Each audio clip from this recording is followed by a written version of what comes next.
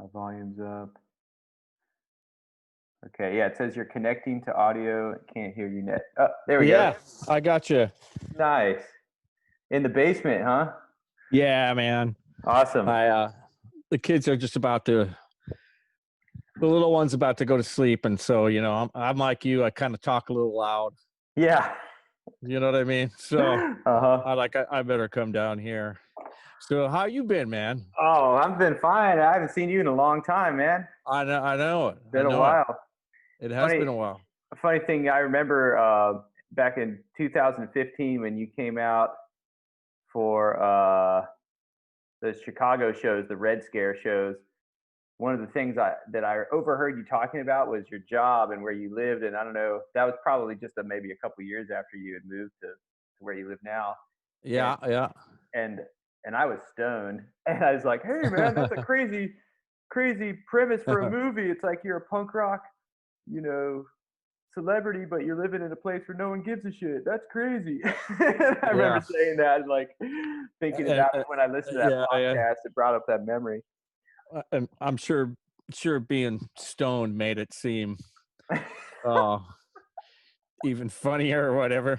Mm-hmm. Mm-hmm. Yeah, later I'll have to convince you to tell the true story of I smoked weed with Kronos because I wrote that song about Yeah. apparently you Yeah, yeah, did yeah. Yeah. that. Actually, the guy that I was with, we were just talking about it on Facebook like a couple days ago. Yeah. Well, maybe I'll set that up for you then. We could just start with that. Like I Yeah, you said yeah. Yeah, you can set it. Go so for this it. I'll start it like this. Like I'm friends with Cody. Cody and I both love metal. And I Right? remember the first time I ever saw you was at that Insubordination festival in Baltimore. It was in 2012. And I was kind of starstruck when I saw you guys walk out of the venue. We were coming up and you guys were coming out. And I was like, oh, wow, that's holy shit, And later, after you guys had already played and stuff, you came over and were kind of, just entering the conversation. We were talking about metal. And you were like, Yeah. we were talking about some real obscure stuff too. And you're like, black metal. And then we were like, yeah. And you're like, I like black metal. I like Creator and I like Venom. And then you started listing these bands and we were just like tickled, like totally Yeah, stoked. yeah, yeah. I don't remember that conversation, but that's kind of funny. Yeah, I mean metal was it was the gateway Mhm. to to punk rock. Yeah. Like the Metallica and Slayer, like those guys always had punk rock t-shirts on. I was like, Yeah. well, these guys like it. I mean, I got to hear this, and Mhm. so and it opened the doors, and when it did, it changed me more to that side. Mhm. um I- like just started getting more and more into like hardcore and early Mhm. punk because I kind of a funny guy because I've always kind of like pop a little bit like secretly. So Mhm. when I like by the time like I kind of heard the Ramones a little bit later than all that. Mhm. And so when I heard that, I was like, oh, that's it. That's like the perfect mix. And I thought Naked Ray Gun were kind of like that too from Chicago. So Yeah. you know, um those two bands were like really big. But yeah, I mean all those bands, they were the gateway, Mhm. were the speed metal bands. Yeah. And funny is like lately I've been going back and listening to that stuff a lot lately. Yeah. I listened to Slayer, yeah, like Show No Mercy the other day, Oh, that's a Hell good one. Waits. All the old I'm stuff. like, like I really love the first 5 Metallica albums. I Oh think yeah. they're just really brilliant. Like Yeah. Ride the Lightning especially is just so freaking good. Yeah. Songwriting's amazing, Oh and yeah. same with Master of Puppets. And um so so like yeah, some of that black metal stuff like Venom and Merciful Fate, and Yeah. Yeah. Yeah. that was like that's where I got my start into That's the cool. hardcore. And then so I segue into that way because I grew because in in suburban Chicago, like I didn't know anybody into punk. And what happened to me, I like I was like a kid that was into rock, like Kiss Mhm. and AC/DC and stuff like Mhm. that. And I went to from there. I went to Judas Priest and Iron Maiden, and then from there, like I heard Metallica and Slayer and Yeah. Exciter, Oh, and like Exciter's awesome. Yeah. yeah, I was listening to Exciter yesterday, and actually they were my first underground metal show was Exciter. So Wow. Was that like yeah, heavy metal maniacs era? yeah, Like, yep, yeah, sweet. yep. It was right before Violence and Force. So Sick. yeah, yeah, I think it was 83 or 84. I don't remember what year it was, Those are good but years. I was pretty small. Mm-hmm. Um, you know, I don't think I think maybe I was a freshman in high school, maybe, or eighth. I can't even remember anymore. I don't remember if I was in eighth grade or a freshman in high school. But All right. yeah, it was one of those things where parents drop you off, and Yeah. you know, Yeah. Well, that you get man, out, and the metal we grew up on too, I think had some pop sensibilities to it because a lot of the guys were writing yep, like verse chorus stuff, and like Hetfield yep, wrote super catchy songs. They were just yep, aggressive and had that edge. yep, And so, and yep, I'm a little younger, but like the early MTV days is how I accessed a lot of music. And so, pop music and metal music to me, I probably couldn't articulate it back then, but I could sense those similarities and how, how the pacing of the song and the arrangements and the composing of the song were kind of similar. It wasn't until much later that there was like death metal and black metal that really like went against that style of songwriting and tried to make it more extreme and do different things with yeah. it. That's kind of when I started getting out of metal a little bit because, like, to me, like I wasn't hearing the songs that much anymore. I was hearing just a lot of intricate riffing, and that's Yeah. fine. Yeah, you Yeah. can play, cool, Hmm. you know. But it just doesn't do it for me. I need to have that. I need to have that hook, and I thought the Yeah. early thrash had that, Hmm. and and I think the metal I grew up with had that as well. So Yeah. um, I don't know. So I really like it, but like it pretty much the way I remember it was like Megadeth.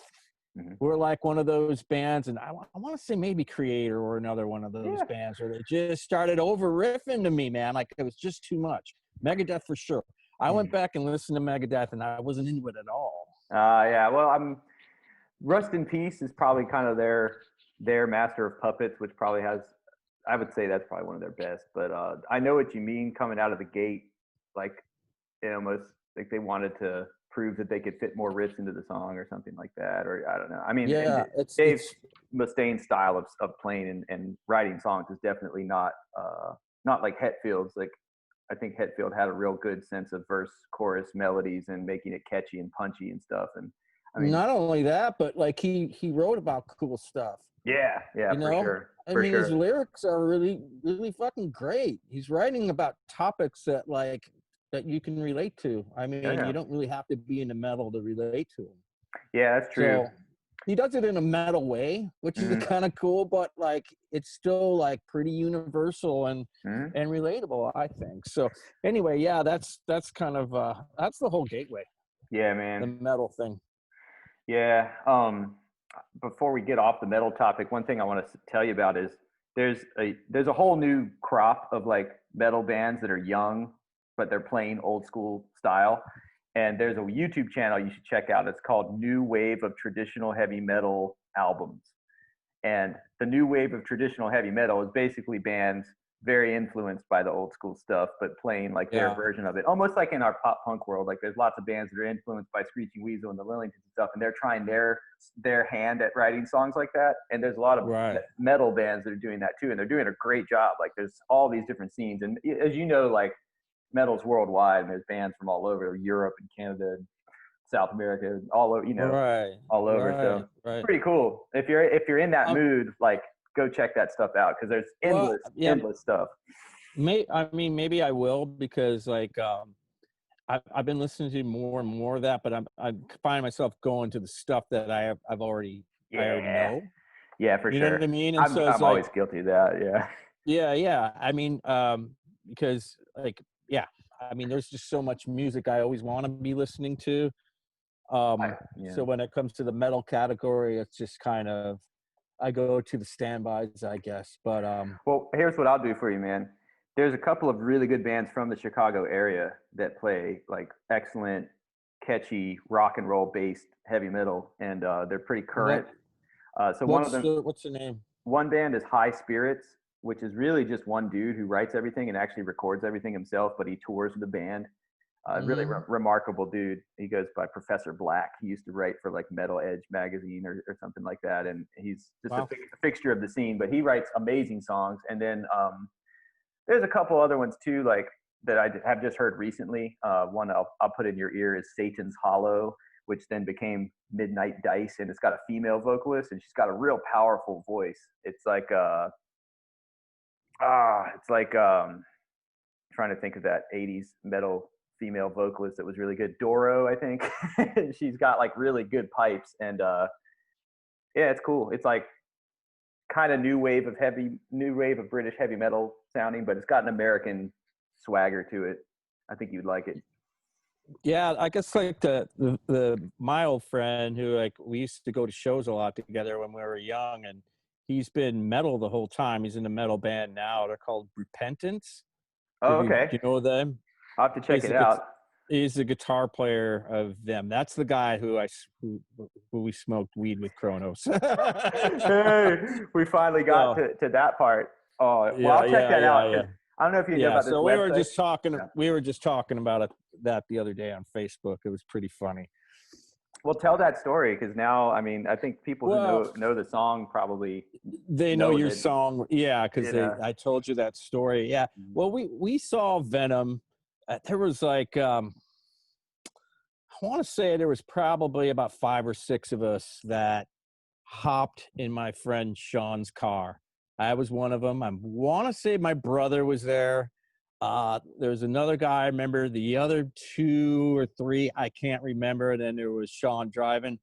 And we saw him get into a cab, and being obnoxious, we followed him to their hotel, and so we went from the Metro. Now, you know where the Metro is, right? Yeah, of course. Yeah. And so it went from the Metro, and then it went downtown, and then it was at I want to say like a Marriott or something like that. And they get out of the cab, and, they're like, all right, if they get out and they hang with us, Mantis, that guitar player, he goes up to his hotel room. He's like, fuck these guys. And the other 2, Abaddon and Kronos hung. And then, my friend Sean took out a bowl, and then it started passing around. That's and awesome. Kronos was hitting on it. And just, I don't know, it was just funny, so it was just, we're standing in like outside and maybe like a courtyard in the back of a hotel, passing around a bowl with Kronos. That's so amazing. It was really funny. And so he was cool. And then of course, he hung for maybe, I don't know, maybe 15 minutes or something like that. And then, cool. Then we went back into the car, and it was just funny. Like Kronos smoked out of my bowl. Yeah. Oh man. So it was, we were kind of pretty excited about that. But that's cool. The story on that. And it's just I remember telling you that. You're like, wait a minute, what? I'm like, yeah. That's a true story. Well, what I like about that is, I mean, Venom's like, they were really over the top band, and they were like, metal up your ass, like for real. Like they were like, there wasn't a lot of humor in their music, and it was supposed to be taken seriously, even though it was kind of, to some people, probably seemed pretty ridiculous. But a figure like that, especially back then, must have just seemed like larger than life. But then you were hanging out with them, and bringing it down to that human level. And I always like hearing stories like that, because it's almost like me talking to you, because like I'm a fan of you, and being able to get on a level with somebody where you find out, we have things in common as people too, and like there's a basis for a relationship there. And like I think that's important for people to know, especially in like a music scene or an art scene or whatever, where you're creative, because people have a lot of insecurity about themselves, especially if you're putting yourself out there as a songwriter or an artist or something, and you want to form a community. There's plenty of people who are like jerks and like have egos, and I've learned the hard way not to always approach people, but it's cool. It's cool when it works out, and like it definitely worked out with you. Yeah. Like usually, I mean, as far as that whole thing goes, if like someone approaches me and I don't like their band, I typically just keep it to myself. Yeah. Um, because like I'm just not that guy. I know there's people I know that have been like, "Hey man, this sucks." You know what I mean? And like I don't have that in me. You know what I mean? Yeah, yeah. Well, I don't have it in me. And like I could always find things I like. mhm, You know, well, not always. Let's say. I mean, there's some bands send me stuff. I'm like, I can't find anything I like. mhm, You mhm. know what I mean? Yeah, that's kind of a So bummer. it is a bummer, you know. But you know, it's just again though, it's just music's like that for everybody. I think. Mhm, You know what I mhm. mean? But the cool thing is like when you have the opportunity to give someone encouragement and you know it means something to them, even if their band does suck or whatever, it's like at least you're acknowledging them, you know, because to be a fan of somebody as a musician, it can mean a lot of different things, but I always look for the human connection too, beyond like Yeah, just the songs and stuff. And sure. it means a hell of a lot to like somebody who is aspiring to like reach a certain level or like, you know, just emulate what they already like. And if they can get Yeah, acknowledgement from someone, it means a lot, you know? you know that kind of reminds me of something, and that you know, I heard people say sometimes you don't want to meet your idols. Mm, You know, they're going to let you down. And you know, I used to see that like on Facebook, and I'm like, what the hell is that? I could see that, but I'm thinking, I'm like, I don't know. I met the Ramones; they seemed okay. yeah, they weren't assholes or anything. And then I'm like thinking, I'm like, okay, well, Naked Ray Gun, I know those guys really well. I mean, I yeah. grew up idolizing the hell out of them. I Hmm. mean, they're super cool to me. I'm like Jake Burns from the Stiff Little Fingers, same. Or the guys from Awesome. the Descendants, Awesome. same. Yeah. You know, super nice guys. I'm like, what, you know, so I don't think that's always true Hmm. that you can't meet your, you know, your idol and have some kind of connection, you know. Yeah. And like there's a lot of bands that like fuck I idolize the freaking hell out of them, and then but we get on pretty good on a human connection Yeah. as well, you know what I mean? So Yeah. and I mean other bands that I haven't didn't even mention there, those were the ones I grew up with that were like Hmm. kind of seemed untouchable, but they're not, you know. Yeah. I think you're onto something there. I think it's always worth it to reach out. And now with technology and the internet, it's pretty easy to do that. And in our world, people are much more reachable than they used to be. And so, like, there's always opportunity. I agree with you, man. I mean, I've had some bad experiences, but now that I reflect on some of that stuff, it's like it also has to do with your own intentions. Like, if you go up to someone and you have like an agenda, or it's like me, or you know, some shit like Yeah. that, then of course Well, it's going to yeah. turn around. But if you're just like coming up to say, hey, like I'm a fan and like nice to meet you kind of thing, like that can usually turn out all right. Well, I think there was a time when that um you know, I see this from my perspective. I don't know how it is for anybody else, but there was a time for me where, like, when everybody was younger, Hmm. they would try to give the you know the bands that they liked a little bit of shit. You know what I Yeah, mean? yeah, yeah, yeah. They would try to trash them, and but they were fans. You know, it was Hmm. really weird. It was like Hmm. iconoclastic. Somebody I remember putting it in those terms, iconoclastic. I was like, oh, that's interesting. So, but I think a lot of the same people, once they got a little bit older, they were just like, okay, you know, it's just about, you know, because when I'm 30 and they're 20, Hmm. you know what I mean? It's kind of a big difference. For sure. Oh, for Or like sure. if Every I'm like decade.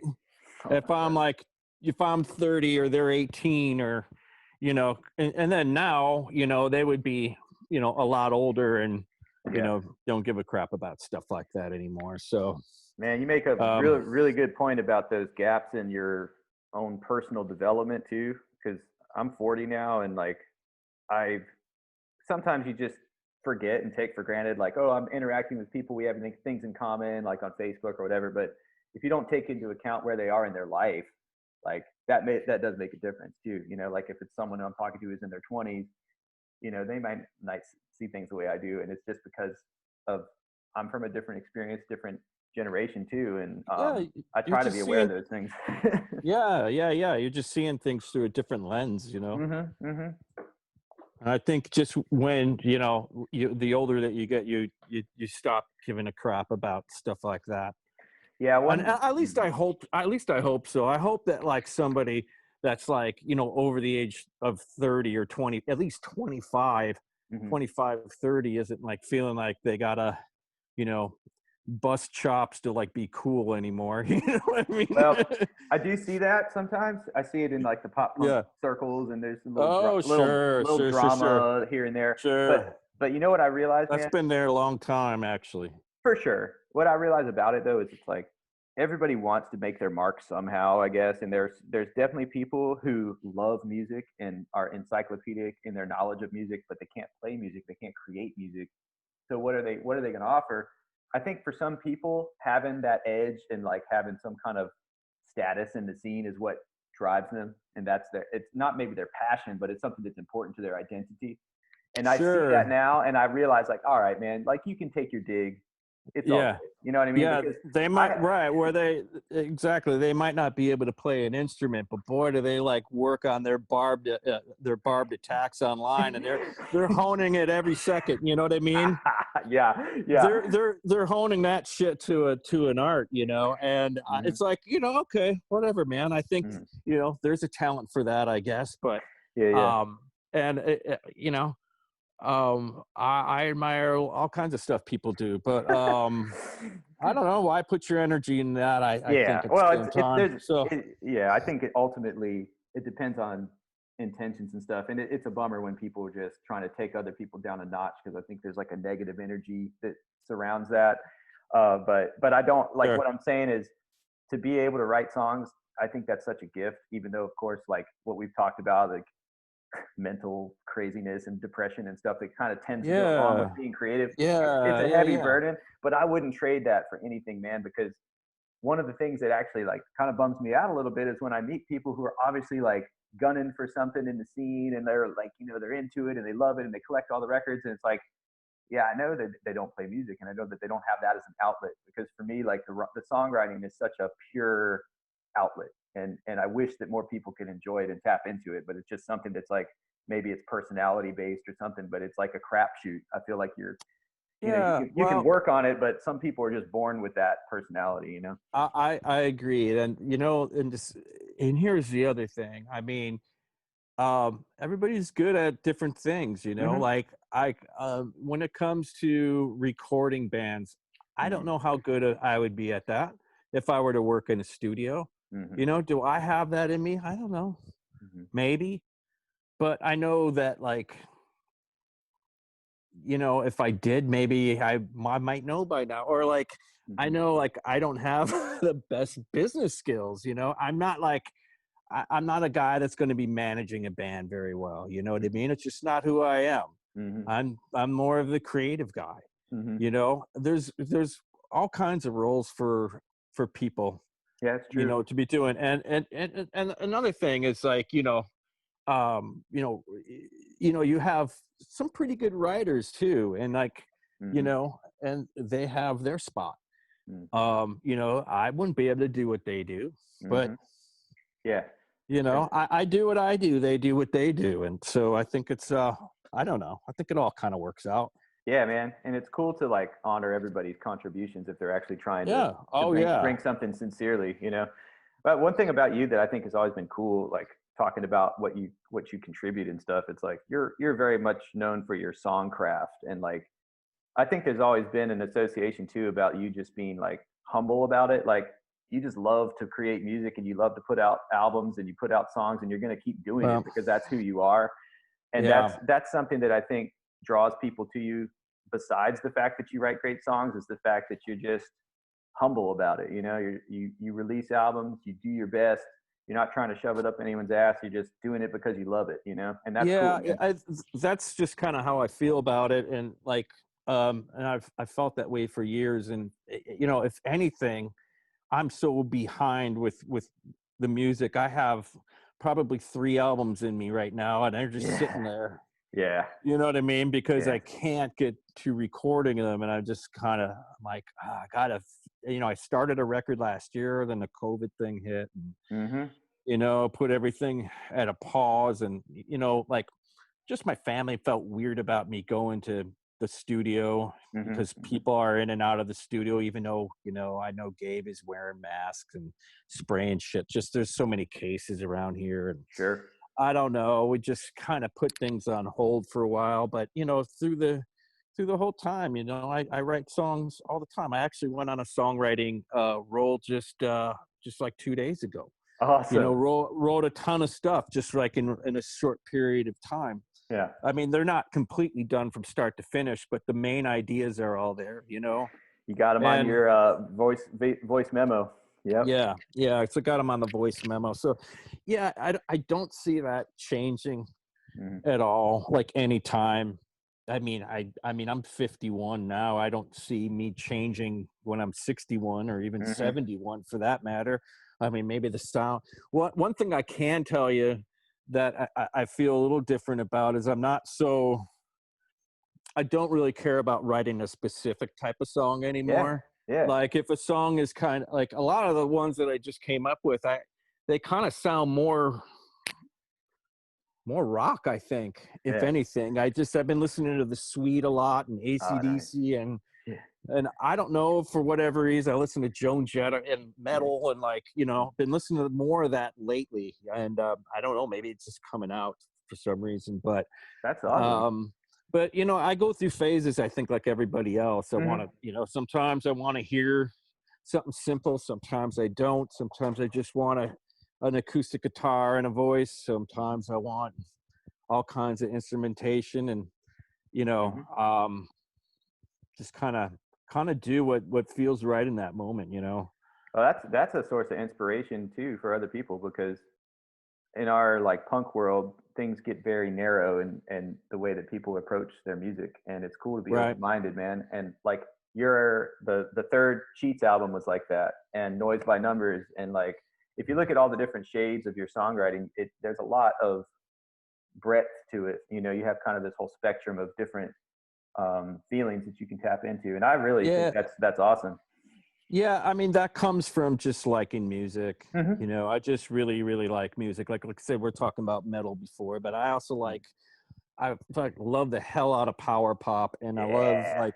I love early rock and roll, and I like a lot of indie rock actually. Mm-hmm. Mm-hmm. So I mean, and so it just kind of depends on the mood of that day.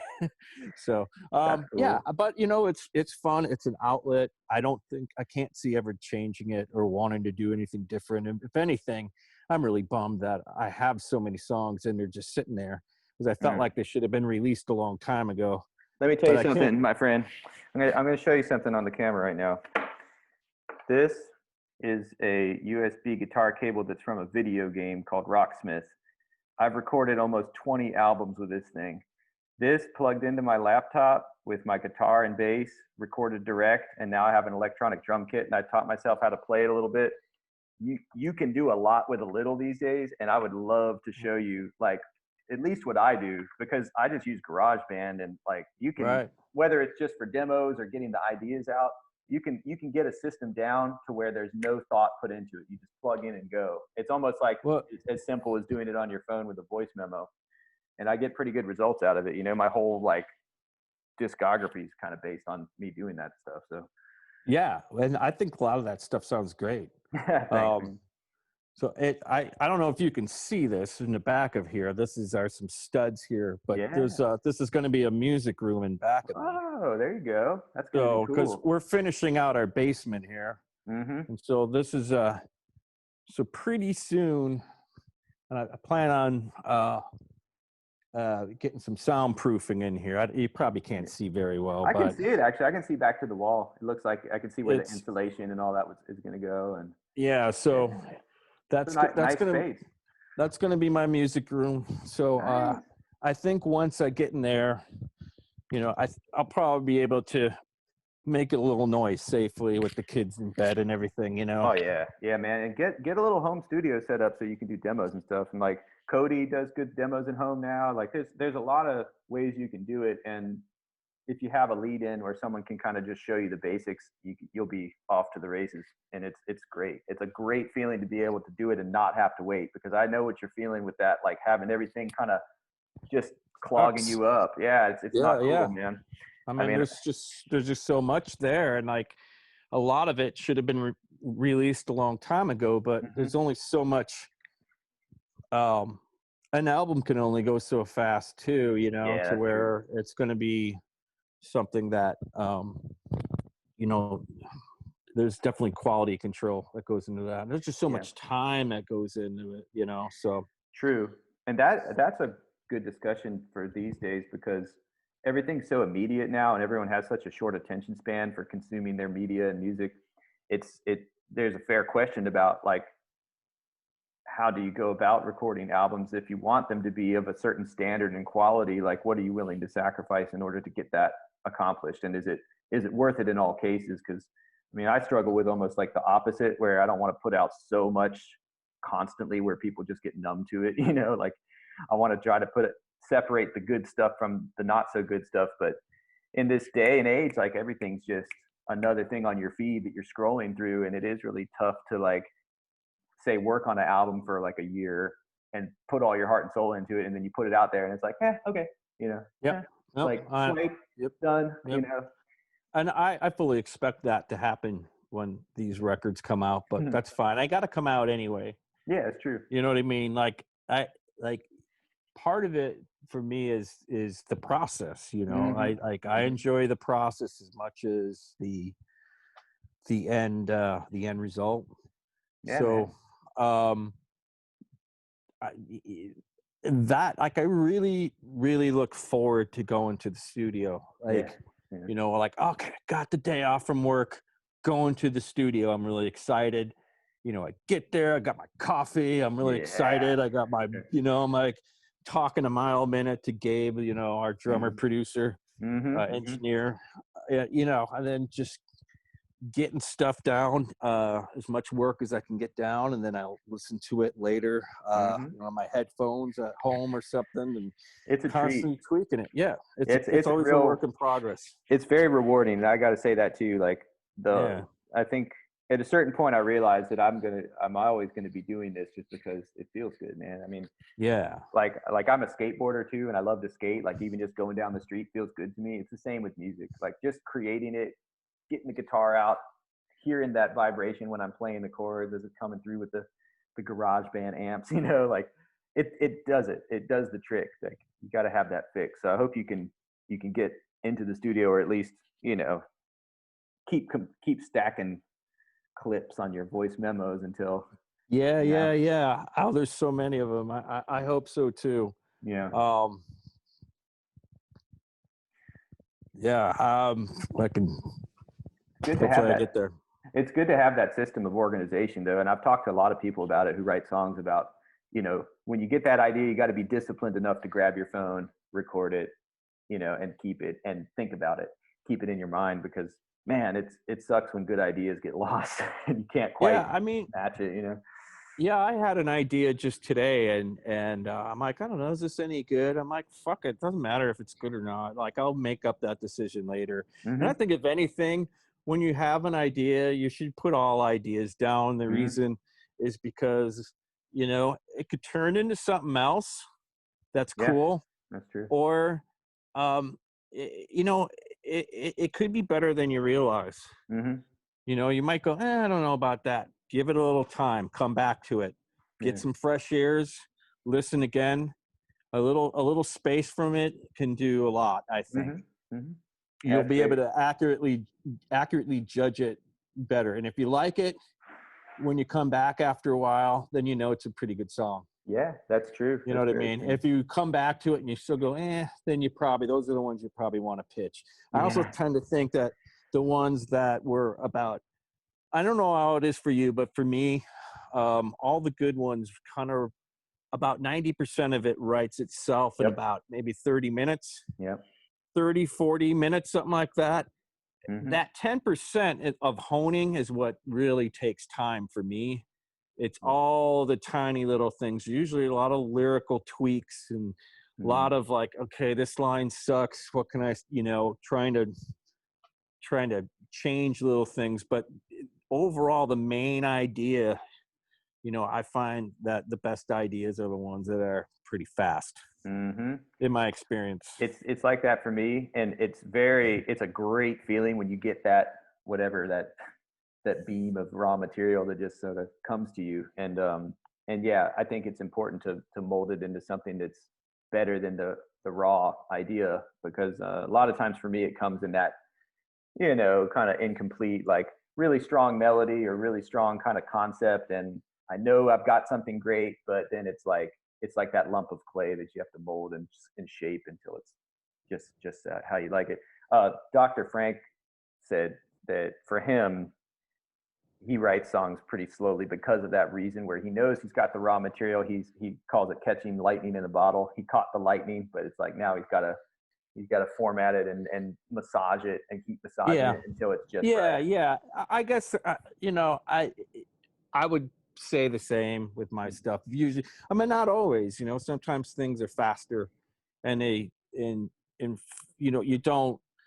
You just go with what feels right. You know what I Mm-hmm. mean? You let the song pull you along versus you pulling it along. Mm-hmm. Um, you know, but I do agree with Frank on that too. I tend to do that as well. Like it's like, okay, I know, okay, the vibe is there, the idea is there, but it just needs to be said right. Mm-hmm. You know, so and Yeah. and that's usually the process. That's what I'm talking about. Like the 10-20% of a song is usually the one that takes the longest.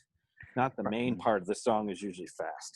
So Yeah, and that probably requires the most patience too, because you have to see it through to like that final result that is of the highest quality. And every line, like Frank says, with every line in your song, every line's got to be a great line. You don't want to waste a line. You want to make sure all the lyrics I are you know tight and stuff.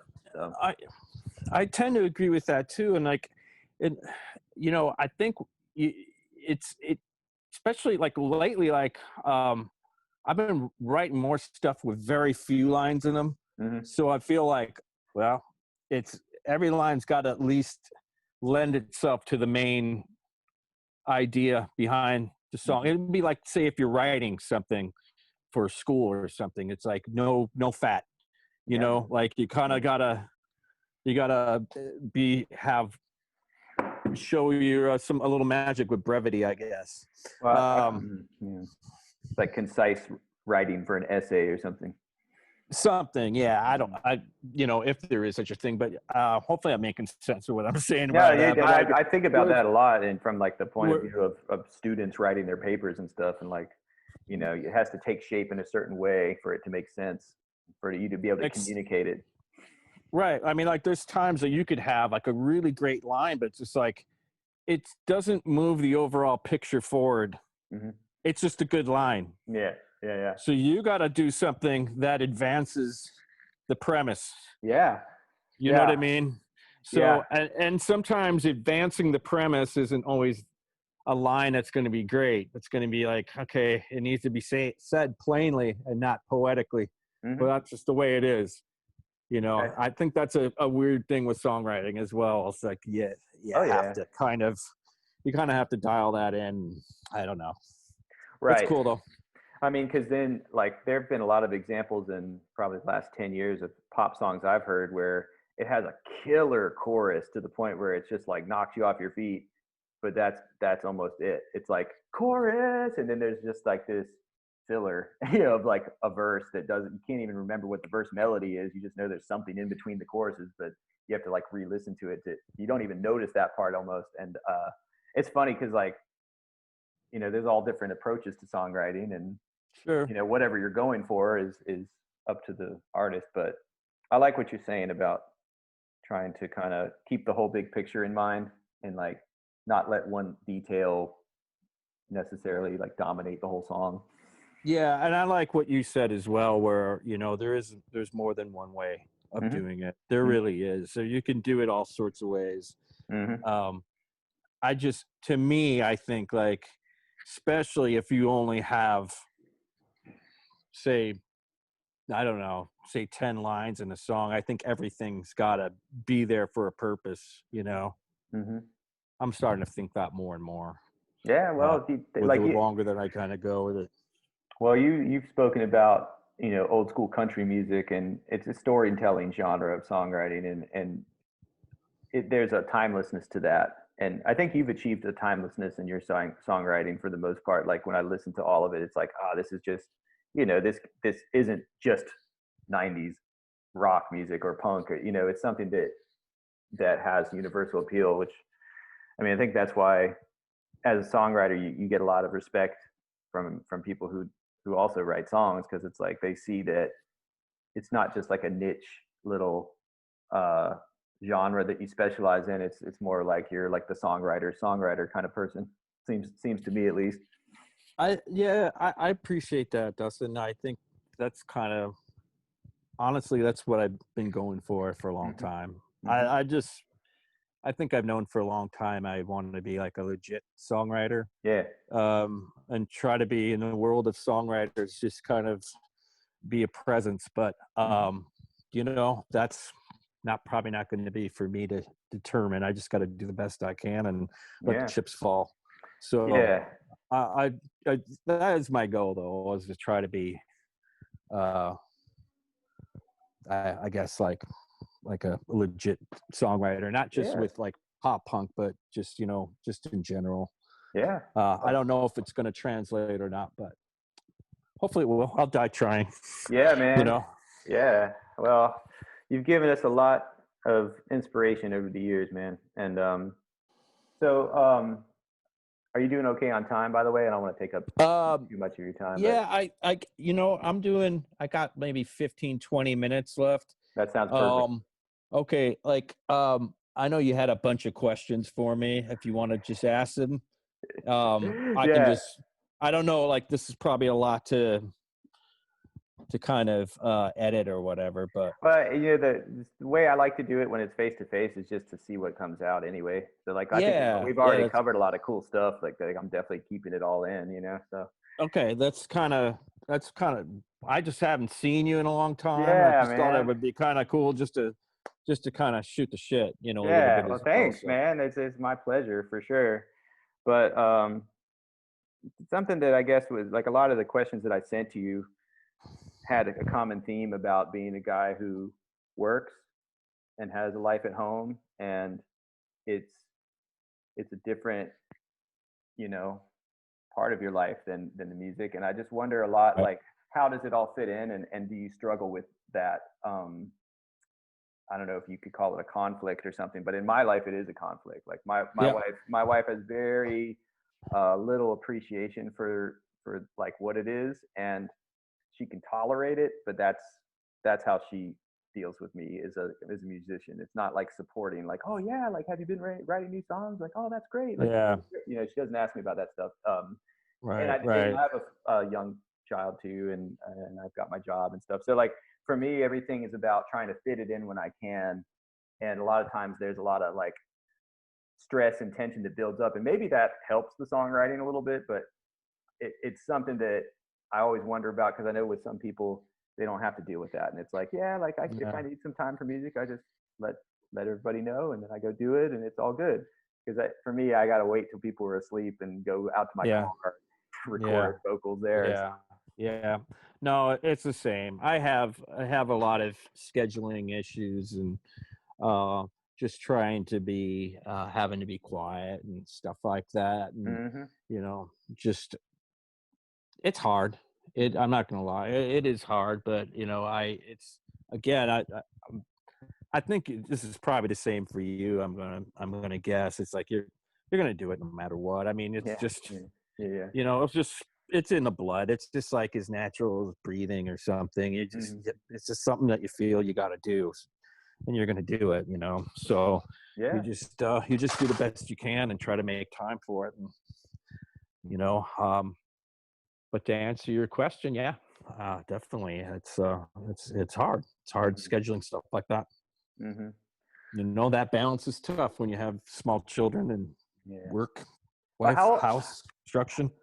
your uh, boys, let me see if I can guess. Because when I saw you back in 2015, I think you had one son, and I think he was like 2 or 3 back in 2015. So I'm guessing your oldest is probably like 8 or 9 now. Is that about right? Yep. No, Okay, you're right. 9. He's 9 9. years old. And then you have a younger as well, right? I have Ellie, who's 5. Okay. Hey, wow. And Look, my son's about to turn 5 in May, so that's pretty cool. It's like the same age. yeah. And Noah, who's 3. Okay. Okay. So you have 3 in the crew. That's cool, We man. have 3 in the crew, and then yeah, that's it. No Wonderful. more. Okay. Yeah. Speaking of like family life and family community and where you live community and stuff, the thing that always like I always hope is that someone like you feels like you get some acknowledgement from the people who you're closest to and people who maybe aren't necessarily into the music but can at least see that you've accomplished a lot with it and that it's Yeah. remarkable in a lot of ways. Do you get that sense? I do a little bit. I think at like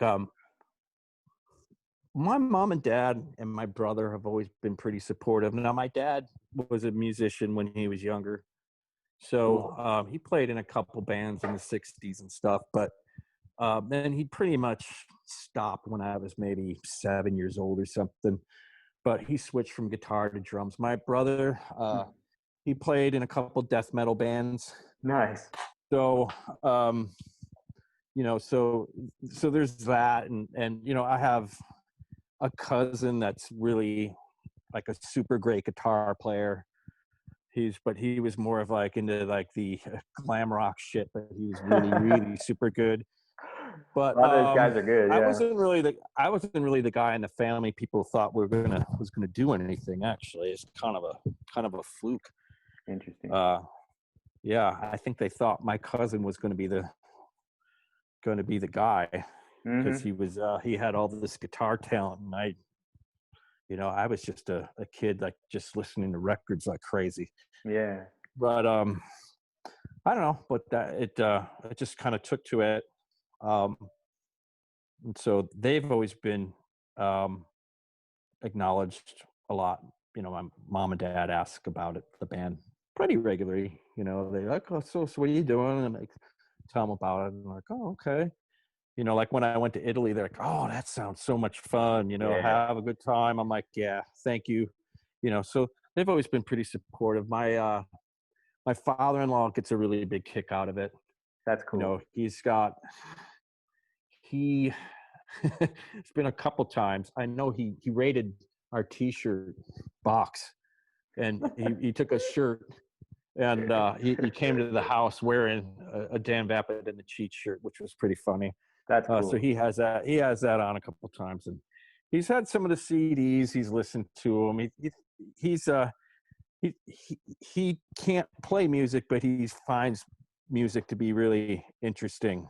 He likes it a lot. He likes rock and roll music, like you know, just stuff that like our parents like from that generation, like the Who, the Yeah. Stones, stuff like that. Yeah, man. Stuff I like too, but that's the stuff up their alley. So yeah, they give me support a little bit. I got cousins that kind of drop in. I got one cousin that was like, getting buying the CDs like on Bandcamp and stuff like that, and Hmm. Hmm. and they'll listen to it online and make a comment every once in a while.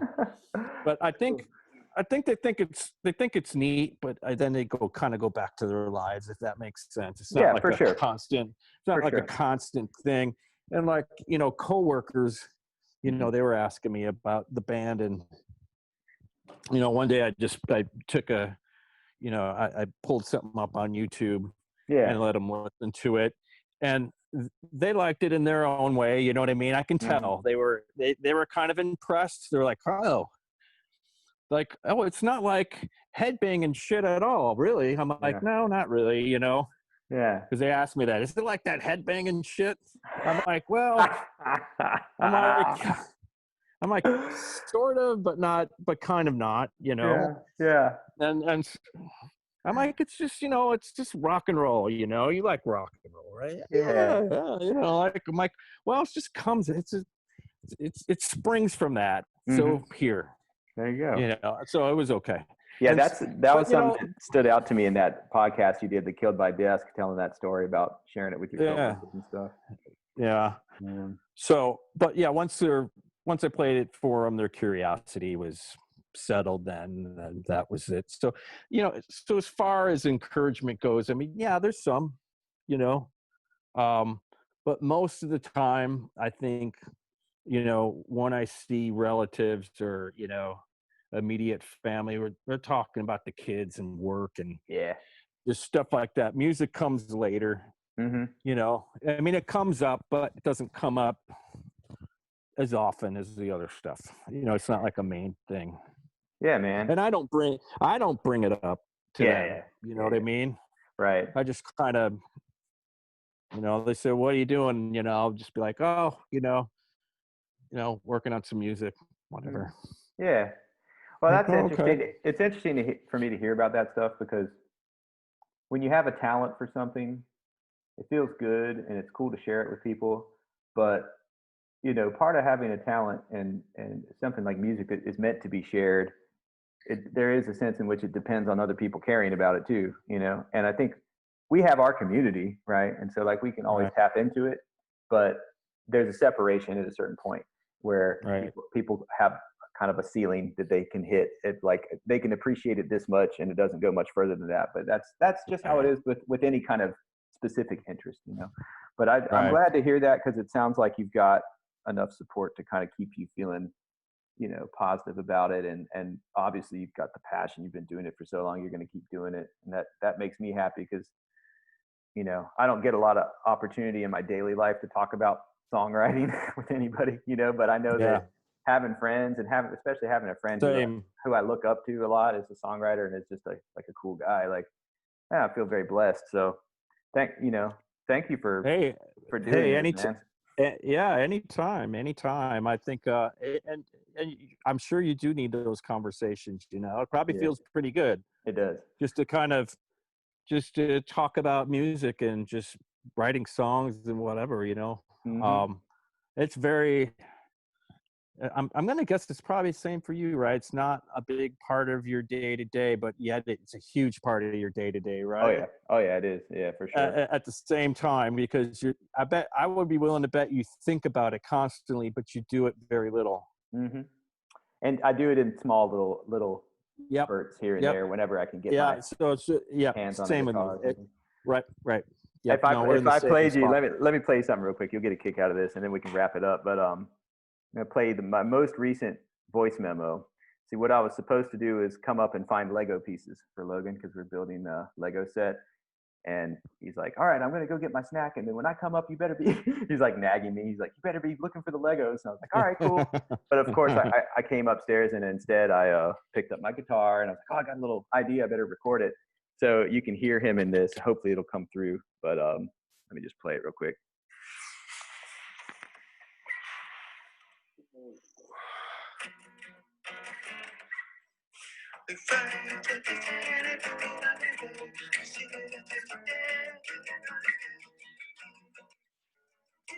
So I'm playing it, and then you're gonna hear him come in. Yeah. Okay.